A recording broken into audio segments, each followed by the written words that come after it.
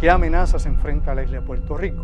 ¿Qué eventos sísmicos pueden ocurrir en un futuro cercano? ¿Hay alguna forma o manera en que la ciencia pueda determinar por algún método o por la tecnología existente si va a ocurrir un terremoto en poco tiempo o en algún momento en particular? No lo sabemos. Si conocemos que hay placas tectónicas, que hay fallas geológicas, también sabemos que hay actividad volcánica, incluso en el Caribe, como en el Océano Pacífico, donde tenemos el famoso aro de fuego, que no únicamente mantiene la actividad sísmica intensa desde el Índico hasta las costas de América, sino que también produce una serie de efectos muy particulares en el Océano Pacífico e incluso pudiese afectar el clima y la distribución del calor en los continentes. Cuando Puerto Rico se ve posiblemente amenazado por un temblor de tierra mucho más grande, debemos entonces empezar a preguntarnos cuán preparada está la población del país, cuán capacitado está el gobierno y sus agencias para poder lidiar con un evento de esta naturaleza, un fenómeno natural que no podemos calcular cuándo, cómo, su intensidad y de qué forma o manera puede afectar directamente la infraestructura del país. Hemos experimentado con dos grandes huracanes, con Irma y con María, y pudimos ver cómo destruyeron la infraestructura eléctrica del país. ¿Qué pasaría si tuviésemos un gran terremoto al norte de Puerto Rico? ¿Qué ocurriría si en el suroeste de Puerto Rico hubiese más terremotos y estos aumentaran en intensidad?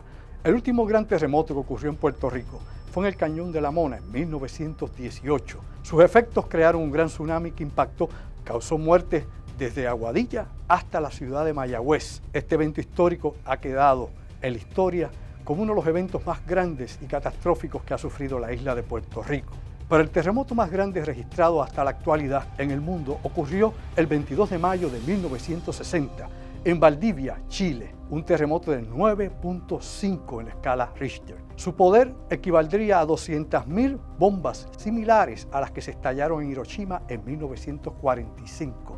En el año 2010 tuvimos otro terrible terremoto también en Chile, 8.8 en la escala Richter. Fue tan intenso que incluso el eje de la Tierra cambió 1.26 milímetros. Incluso la velocidad de la Tierra disminuyó. En el 2004, el terremoto en Sumatra creó un gran tsunami que barrió con todo el Océano Índico hasta llegar a África. Este terremoto fue de 9.3 en la escala Richter. En el 2011 todavía recordamos el gran terremoto y el tsunami que mató más de 15.000 personas en el Japón. Un terremoto de 9.1 en la escala Richter y que hasta el día de hoy seguimos sufriendo, ¿no?, los efectos de la radiactividad liberada por las plantas nucleares de Fukushima, impactadas por este gran tsunami.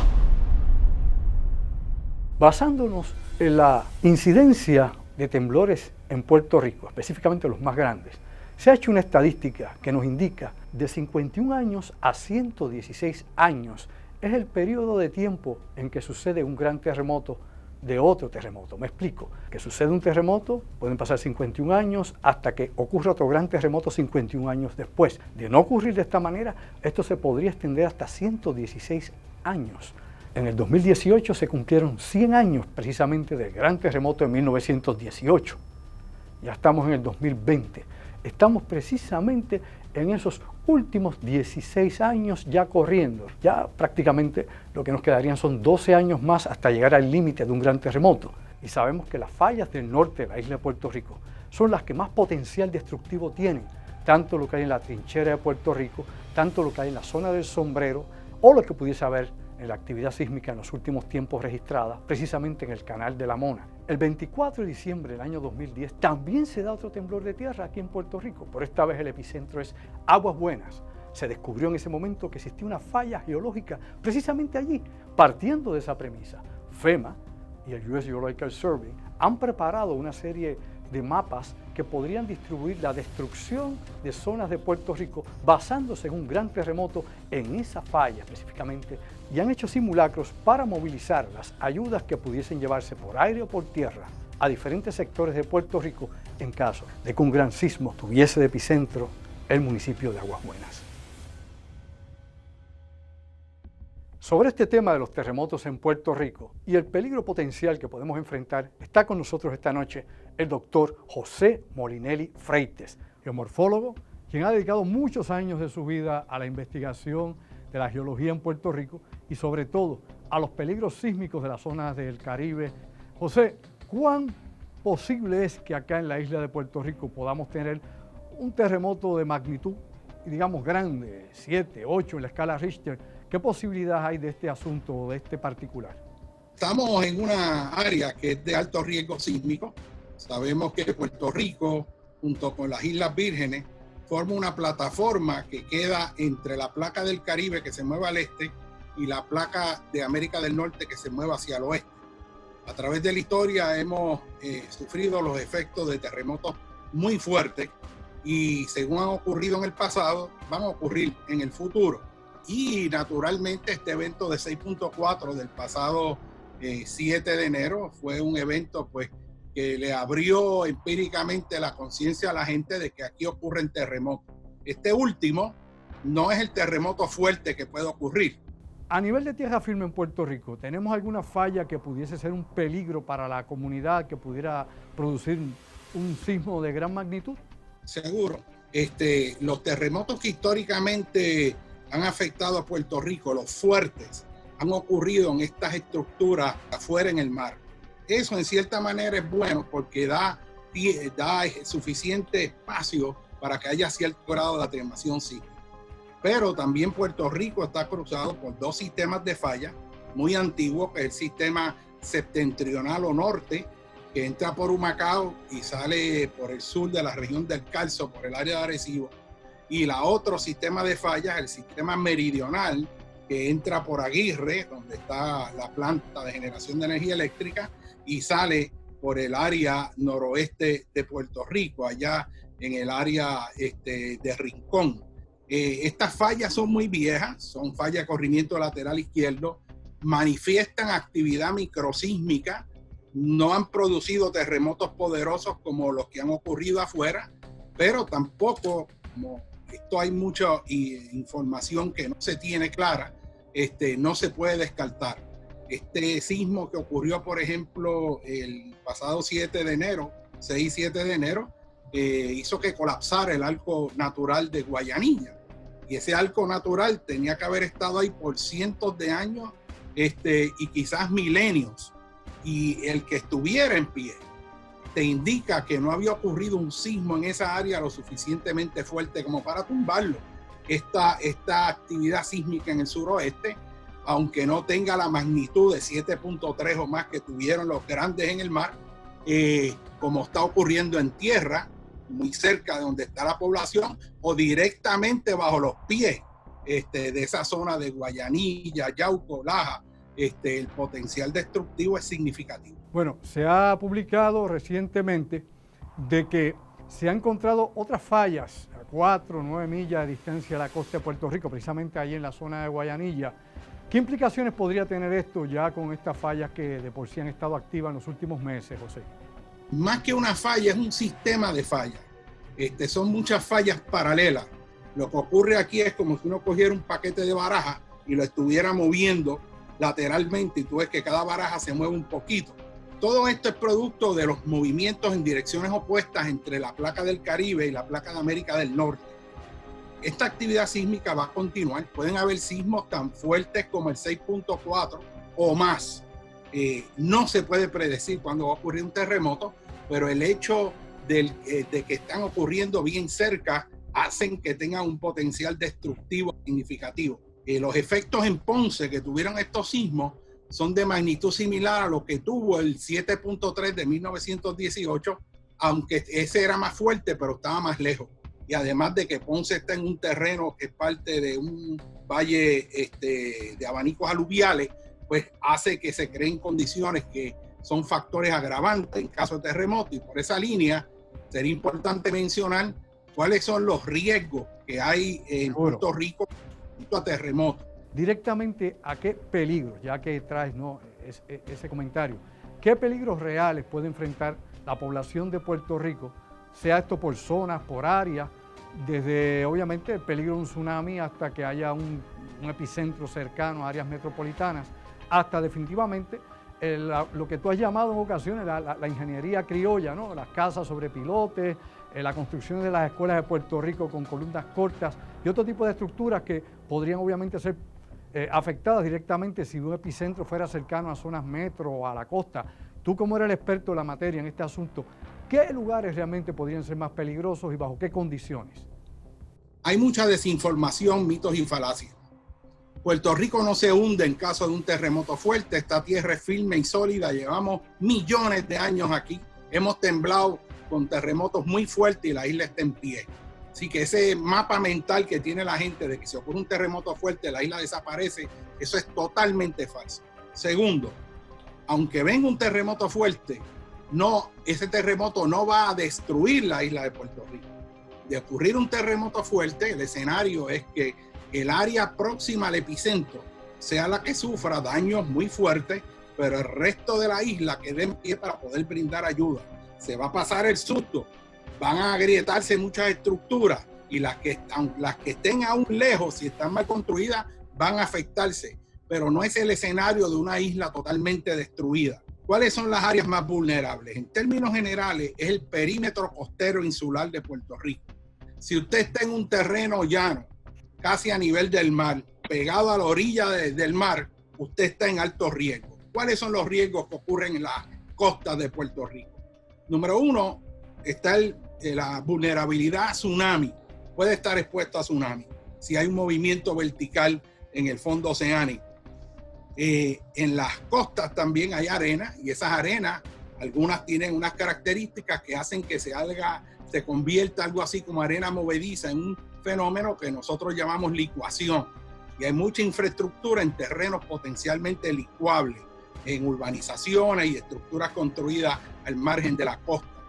También esos terrenos costeros donde llegan los ríos, hay valles aluviales, llanos costeros, que están formados por grandes capas de aluvión profundo saturado por agua, que cuando ocurre un sismo, el efecto que tiene es que esos terrenos vibran más fuerte y por más tiempo. Una de las razones por las cuales hay daños significativos en Ponce y en esa área, que está relativamente distante del área epicentral, es que está en materiales aluviales y eso es un fenómeno que hace que cuando ocurre el sismo, esto tiembla más fuerte y por más tiempo.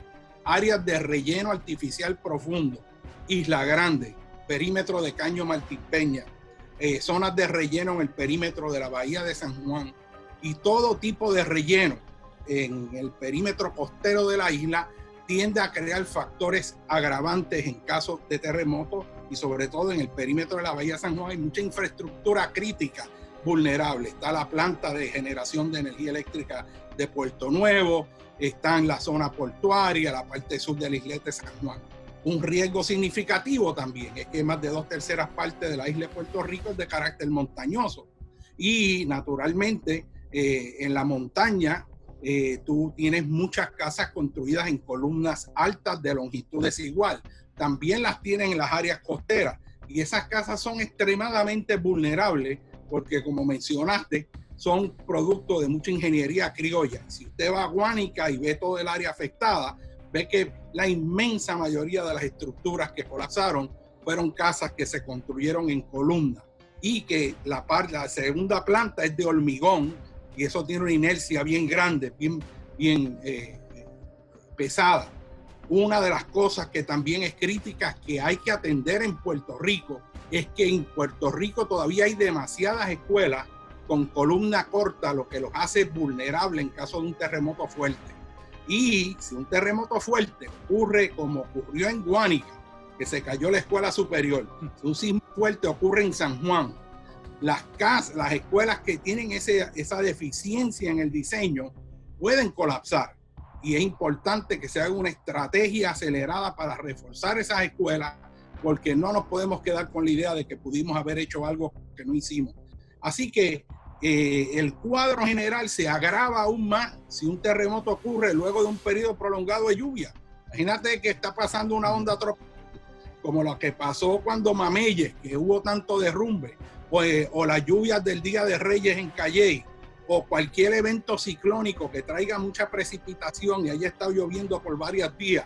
Si ahí ocurre un sismo fuerte, la cantidad de derrumbes, despeños, deslaves, movimientos rotacionales, traslacionales, flujos detríticos, todo tipo de movimientos en masa, va a dejar las comunidades bloqueadas en la zona montañosa, va a afectar el acceso de los equipos de rescate, porque van a haber no solo derrumbes, sino las casas en columna que van a despeñarse risco abajo.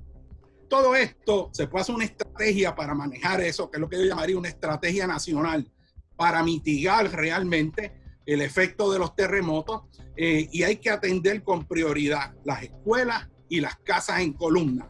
¿Cuán potencial podría ser o qué peligro realmente cercano tenemos si es que se sabe de algo o si es que se sospecha de algo? ¿Y cuál debe ser el plan a seguir por la población? Pocas palabras.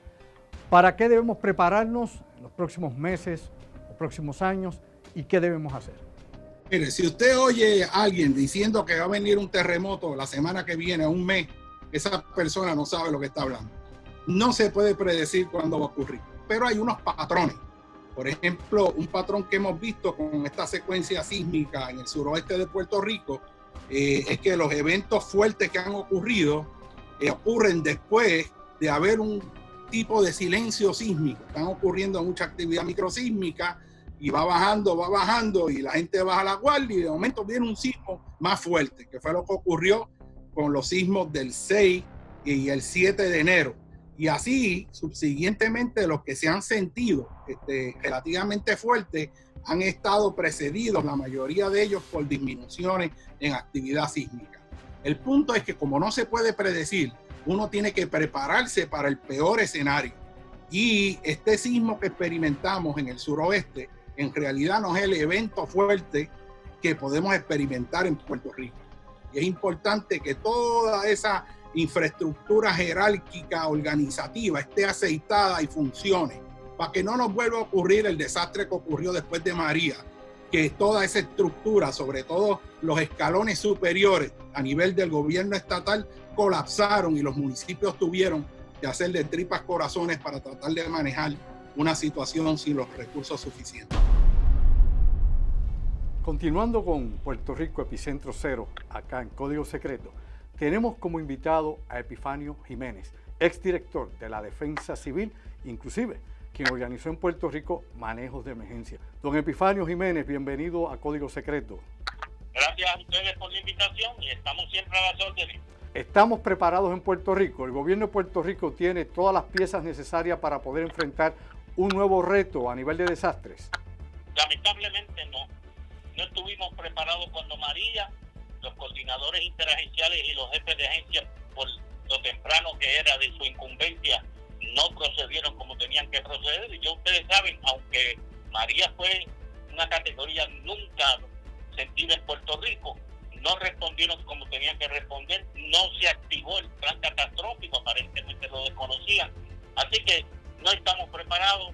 Yo creo que lo más importante aquí era verificar los planes de cada uno de los municipios, hacer cambios radicales como es el de eliminar la sombrilla donde hay 6 agencias. El pueblo tenía tremenda confianza en ellas y debido a la inclusión de esas agencias dentro de esta sombrilla, el pueblo ha perdido la confianza en las mismas.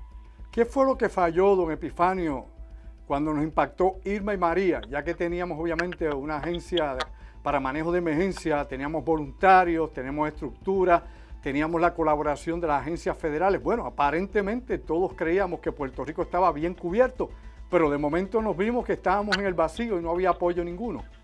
Yo quisiera que me llamaran, que se comunicaran conmigo algún KP4 que hayan activado. Algunos voluntarios, inclusive Nino estaba castigado en la agencia que estaba trabajando. De manera tal que había una serie de recursos que no se utilizaron. Abandonamos muchas de estas cosas y estamos en un periodo lo que nunca hemos tenido en la historia, en medio de una pandemia y ante unas emergencias sísmicas que nos siguen amaneciendo y apareciendo, y una temporada de huracanes que todo el mundo alega y prueba de que va a ser activa por demás. Si ocurriese un gran terremoto en estos momentos en Puerto Rico, si hubiese un terremoto que afectara la zona metropolitana, por ejemplo, cerca de San Juan, ¿cuál sería la respuesta del gobierno si tendría con qué? ¿Con qué podríamos enfrentar para mitigar esta situación de emergencia? Mira, sería otra emergencia más y casi desastre dentro de las que tenemos. Según evidencia que hay, en agosto del 2019 hubo 303 temblores en Puerto Rico. En este mismo año, en septiembre, 848. Como la gente, lamentablemente, por una razón u otra, no lo sienten, pues no saben que eso es una realidad en este país. El secretario de Estado que salió, Marín, junto con el que era comisionado de Seguridad Pública, establecieron que las entidades privadas, del sector privado, podían participar en el COE. COE es un sitio donde están los jefes de agencia con el gobernador discutiendo cada una de los acontecimientos y qué hay que hacer, etcétera, etcétera. ¿Qué usted pronostica para manejo de emergencia en Puerto Rico? ¿Qué usted cree que pudiese ocurrir en los próximos meses o años si no tenemos un plan de emergencia que sea efectivo y que garantice, por lo menos hasta donde es posible, la seguridad física integral de los puertorriqueños? Los exdirectores lo dijimos en Fortaleza, pero dijimos al que era secretario de Seguridad Pública en esa ocasión y al general de la Guardia Nacional. Definitivamente va a colapsar la agencia. Se supone que la Agencia Estatal de Manejo de Emergencia, por eso es que no debe estar dentro de una sombrilla, coordine las tres ramas del gobierno con relación a los planes. Hoy en día hemos visto como el general de la Guardia Nacional está colaborando con los alcaldes, haciendo ejercicios tabletop para probar que los planes progresan. Esa es función de manejo de emergencia, pero manejo de emergencia no está trabajando eso. Tiene abandonada la zona y tiene que contar con los alcaldes. Cuando se originó Defensa Civil, que habían 60,000 voluntarios, y en el 1957, oye esto, una orden ejecutiva de Luis Muñoz Marín, que terminaba en 5 zonas, habían 200,000 y pico de voluntarios. ¿Dónde están los voluntarios? ¿Dónde están los KP4? ¿Dónde están los voluntarios profesionales que dejamos nosotros?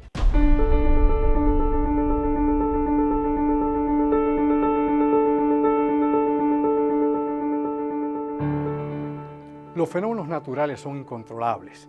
La naturaleza no hay quien la controle realmente. Estos son eventos fortuitos, ¿no? Aleatorios. La naturaleza no sigue las guías del ser humano. Incluso nosotros somos un organismo más sobre la faz de la Tierra. Recordemos nosotros que este es un planeta geológicamente activo. Este es un planeta con una biosfera donde tenemos una enorme diversidad de formas de vida. Este es un planeta de agua.